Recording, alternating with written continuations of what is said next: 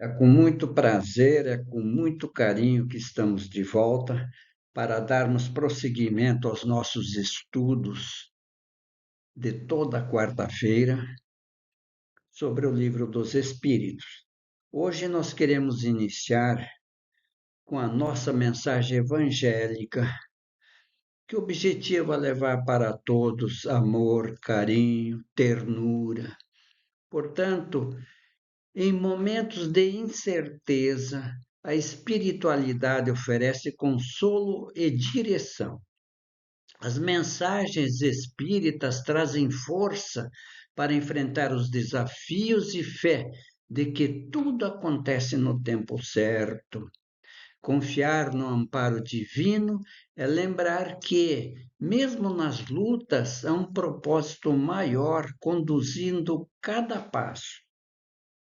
Em minhas preces de todo dia, sempre peço coragem e paciência, coragem para continuar superando as dificuldades do caminho daqueles que não me compreendem, e paciência para não entregar ao desânimo diante das minhas fraquezas. Mensagem do nosso querido e inesquecível Chico Xavier. Vamos tratar então do Livro dos Espíritos. O Livro dos Espíritos é a porta para o conhecimento espiritual. E ele tem a chave que abre para todos nós um mundo novo, esse mundo dos espíritos, explorando, portanto, fundamentos e é um legado da espiritualidade para todos nós. Agenda da apresentação desta tarde. O contexto histórico e cultural do Espiritismo. Nós sabemos que o Espiritismo, além da parte cultural, intelectual e moral, ele tem um contexto histórico que aconteceu a partir dos estudos de Allan Kardec, lá pelos idos de 1858, que culminou em 1857, com a apresentação de O Livro dos Espíritos, através do nosso querido codificador do Espiritismo, não é? Nosso professor Allan Kardec. Tem uma estrutura e temas principais, consubstanciado em 1019 perguntas, e é um legado e uma influência decisiva de O Livro dos Espíritos em nossa vida.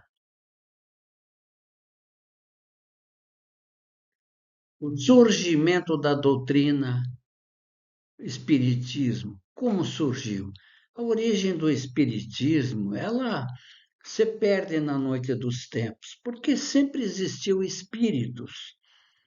E o Espiritismo, é claro, se existe espíritos, existe espiritismo que foi codificada por Allan Kardec, como nós já vimos, a partir de 1857, para explicar para nós a existência dos espíritos e sua comunicação com os humanos.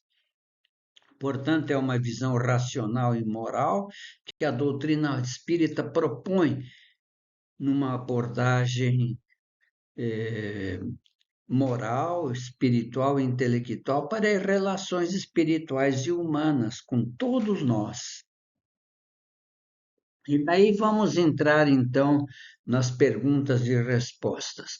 Começando com a de número 505, onde estamos estudando ainda os anjos guardiões, protetores, familiares, espíritos queridos que estão sempre conosco a fortalecer o nosso ânimo em nossa caminhada para o progresso. 505. Os espíritos protetores que tomam nomes conhecidos são sempre realmente os das pessoas que usaram esses nomes? É claro que não é assim. Os espíritos que nos são simpáticos e que vêm ao nosso chamado, Não importa. Para que nós queremos saber o nome de um espírito? Pode ser um espírito de uma mulher, de um amigo, de um professor, e eles vêm ao nosso chamado. Agora, se nós fizermos questão de nomes, como respondem os espíritos, eles então vamos tomar um nome que nos inspire confiança. Por exemplo, eu gosto muito do Emmanuel. Eu poderia dizer, olha, esse meu espírito protetor, eu vou chamá-lo de Emmanuel. Imaginemos o nome que nós quisermos. E então eles arrematam essa questão dizendo o seguinte: quando não poder realizar uma missão pessoalmente, o que nós fazemos? Nós mandamos alguém de nossa confiança em nosso nome. É a mesma coisa com os espíritos. Eles não se importam com nomes, o que eles querem é nos proteger. E continuando, na proposta de número 506, Allan Kardec pergunta: quando estivermos na vida espírita, portanto, no outro lado, conheceremos o nosso espírito protetor? Resposta lógica: sim. Muitas vezes já o conhecieis antes de vossa encarnação. Por quê? Porque o espírito protetor ele pode nos ter protegido em uma ou mais encarnações. Tudo depende das necessidades espirituais do protegido. E isso se resolve junto aos espíritos superiores que tratam do processo da reencarnação. Então, ele já está conosco, ou então ele pode ser indicado no momento em que o espírito está reencarnando, não é? Num corpo humano. Prosseguindo, 507. Os espíritos superiores pertencem todos à classe dos espíritos superiores? Pode-se encontrar entre os de classe intermediária, quer dizer, uma faixa a menos. Um pai, por exemplo, pode tornar-se protetor de seu filho? Poder pode, mas a proteção supõe um certo grau de elevação em um poder ou uma virtude concedidos por Deus. É por isso que os espíritos protetores eles são superiores. Eles já passaram pelo crivo de sucessivas encarnações, são amorosos, adquiriram conhecimento intelectual, moral, e, portanto, eles têm essa capacidade de ser lastro moral de nos ensinar, de nos proteger. O pai que protege seu filho pode, por sua vez, ser assistido por um espírito mais elevado. Portanto, o que acontece? O pai torna-se protetor do filho, não é o filho encarnado, o pai lá do outro lado do mundo, mas ele sofre a influência de um espírito mais elevado que lhe transmite toda uma hierarquia no plano espiritual. E então, a influência decisiva desse espírito protetor faz com que o pai tenha também condições de proteger o seu filho querido, ou enfim, o assistido.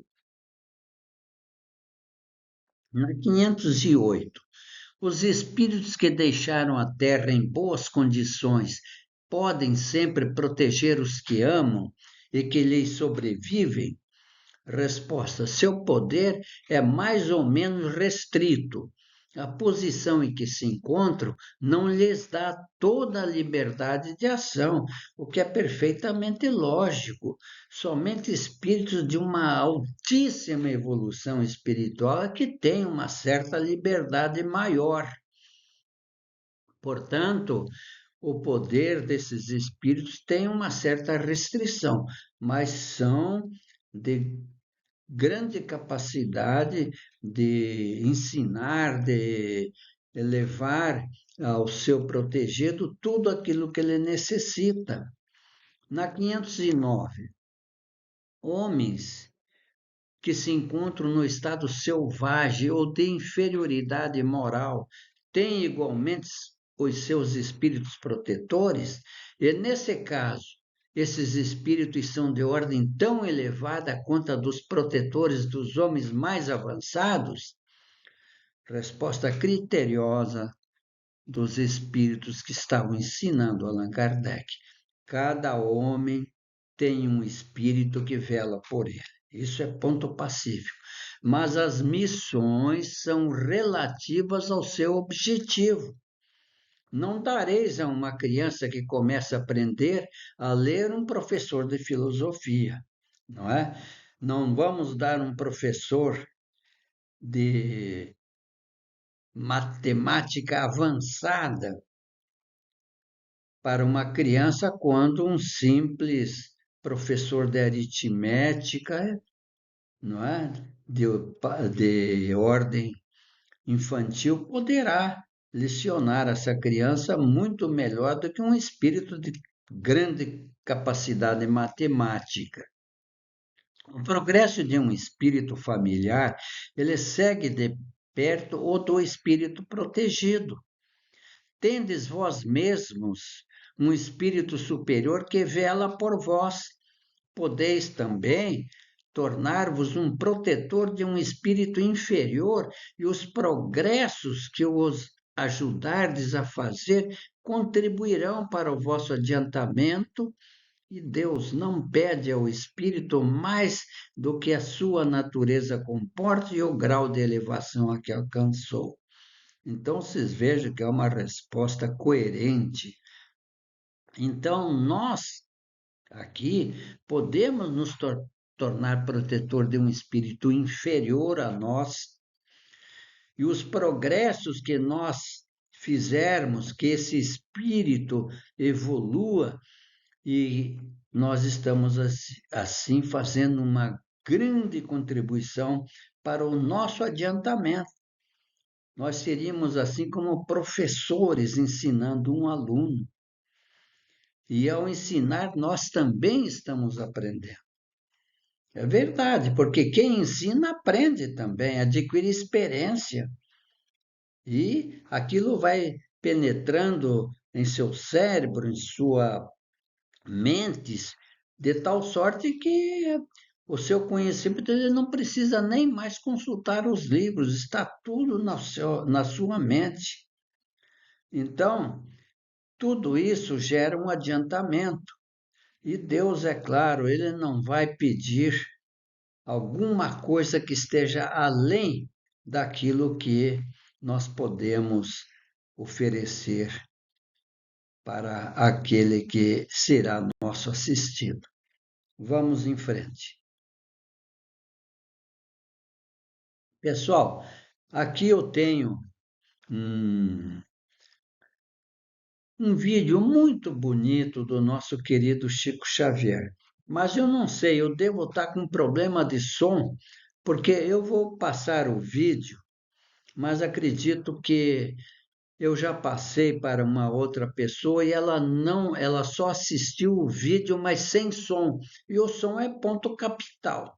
De modo que eu vou tentar outra vez. Vamos ver se vocês conseguem assistir o vídeo com som, porque sem o som não dá para entender direto a linda mensagem estampada nesse vídeo do nosso querido Chico Xavier. Vamos para lá então.